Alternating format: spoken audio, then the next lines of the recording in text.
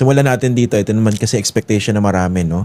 Base po dun sa huling House impeachment hearing, unanimous po yung boto ng Committee on Justice na may probable cause. Sabi nga ng mga nakausap natin dun, higit pa sa probable cause yung kanilang finding base rin sa mga ebidensya na lumabas sa Vice President. Kaya ang expectation ng marami, tuloy-tuloy na yung impeachment na yan, no? At matatransmit yung articles of impeachment dyan po sa inyo sa Senado.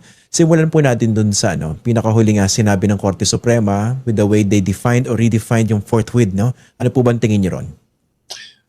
Bago ko sagutin yan, Christian, dun muna tayo sa itong mga pag-uusapan natin at pinag-uusapan natin, ilalagay ko lang ng record para yung mga ikangay hindi maaaring magustuhan ng mga maririnig nila.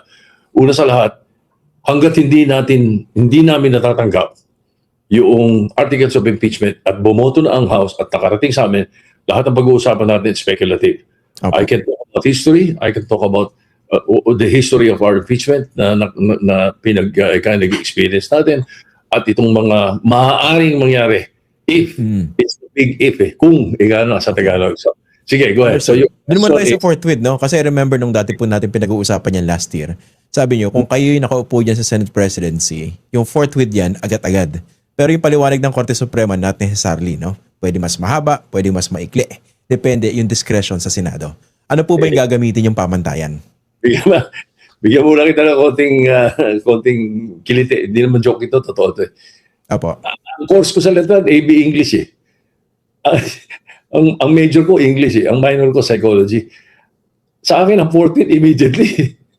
Palagay sa dictionary, pareho rin. Kami ni Webster, so, ganun sa akin. Ngayon, doon sa Supreme Court, sa sinabi mo na Supreme Court decision, naintindihan ko yung sinasabi ng Supreme Court eh. As a matter of fact, pataka ko sa iba, ang reading nila iba eh. Parang ang reading nila, parang sinasabi na tama yung nangyari last time. Di ba? Hindi pa pwede eh. Hindi pa pwedeng tama eh. Sapagkat ang nangyari noon, February 5, kung di ako nagkakamali, 5:49 p.m. dumating yung articles of impeachment sa Senate eh. Kumabot. 2025, 5:49 p.m., June 10, 2025, nag-convene as an impeachment court. Definitely hindi forfeit yun. Definitely hindi rin pasok doon sa definition ng Supreme Court na within reasonable time. Di ba? Okay. But then again, itong Supreme Court decision, the way I read it and the way I understand it, it is based on the petition. On the petition that was filed. Not on the work of the Senate itself. So ang tingin ko, walang laman doon sa Supreme Court decision na makakasama sa pananaw ng Senado at sa kilos ng Senado. Yung petition ang in-address ng Supreme Court decision. Specific to that. Very specific yun. Ngayon, doon sa forthwith. Sabi ko, ang intindi ko sa forthwith, nung ini-interview ko ng mga media, actually, in English ko lang yung Filipinong forthwith eh. Yung Filipinong forthwith. Di ba tayo, kahit saan eh. Kahit sa Senado pa, kahit sa kalsada pa eh. Pero may humiling sa'yo. Palagi mo may humiling sa'yo.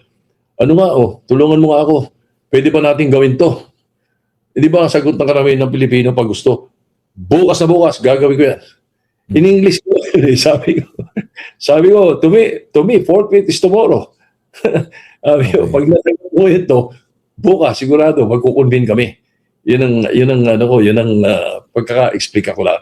So, yun sa akin, ang forthwith. Yung mag-convene kayo. Okay. Pero I understand the Supreme Court perspective because what they mean is that the trial proper. What they mean is, hindi naman pag sinabing forthwith, bukas, trial na. Alam mo yun, may preparations pa yan eh. Correct. Habang preparasyon. Di ba? So, yun ang naintindihan ko yung sinasabi nila na yun. Pero sa atin, ang importante, forthwith is convening and presenting the articles of impeachment to the impeachment court. Okay. Yun. And then, you get the ball rolling right away. Okay. So definitely, hindi tama yung ginawa nung naunang Senate President sa inyo in terms of interpreting or reinterpreting forthwith. Dahil hindi sila agad nag-convene, di ba? With due respect, yes, I think so. Hindi tama. So dito sa inyo, again, sinabi nyo speculative pa ito until or unless ma-file yung, ma-transmit yung articles of impeachment sa Senado po. Pero kung sakaling mangyari po yun, sabi nyo kinabukasan, iko-convene ninyo. Oo. Pagpalagay natin, ito na nga yung big if. May 11, bumoto ang House. At pagpalagay natin na binutohan nila yung articles of impeachment, they have enough votes to bring it to the Senate, they will most probably transmit it the following day. No? May 12. Pag natanggap namin yun, May 13, I will convene the impeachment court. We will take our oaths and we will get the ball rolling. In other words, ang mangyayari yan, by the 14th presentation namin ng articles of impeachment sa amin, at pagkatapos noon ay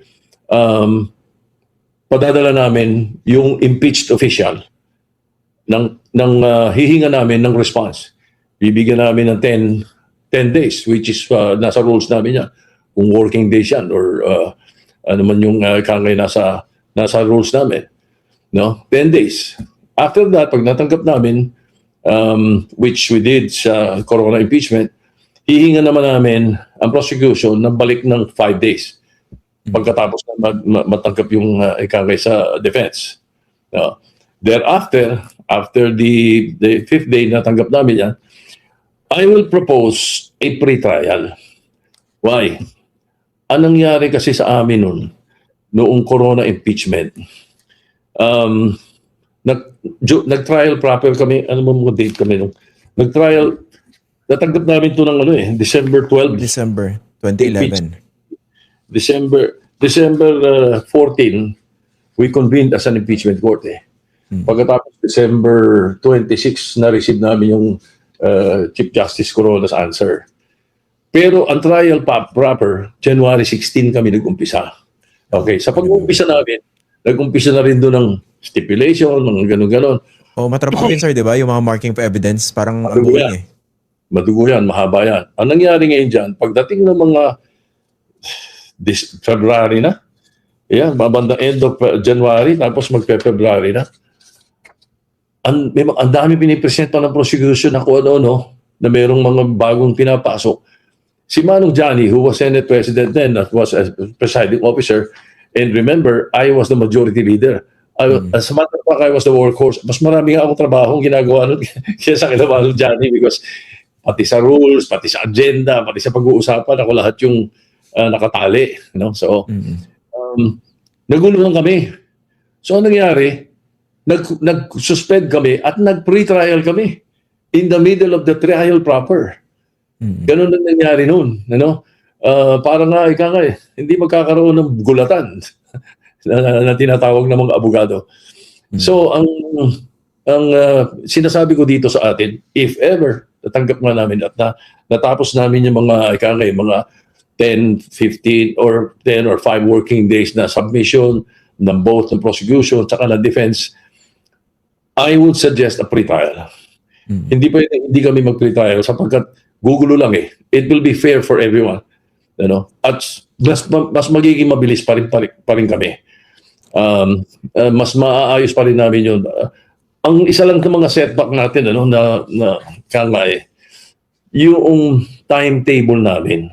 Sapagkat once we resume in May 4, the Senate and the House of Representatives, Congress in other words, will adjourn sine die on June 5.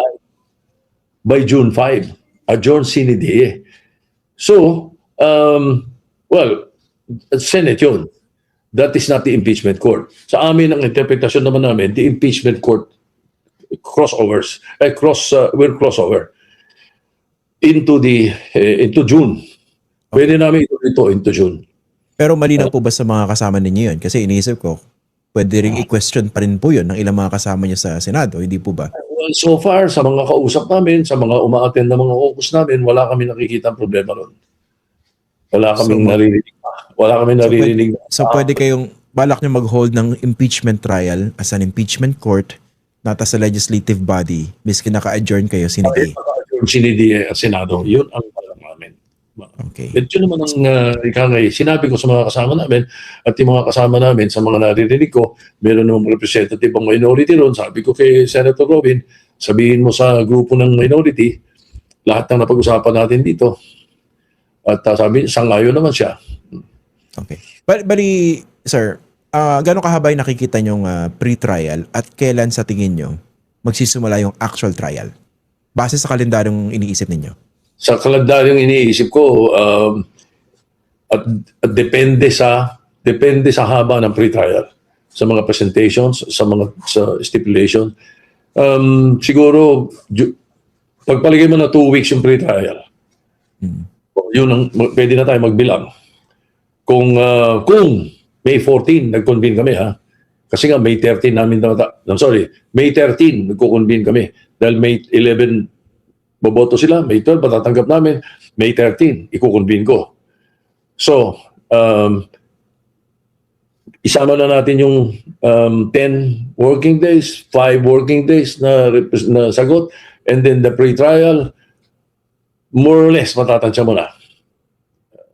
Siguro that will be about a month. About a month. After the middle of May. Okay.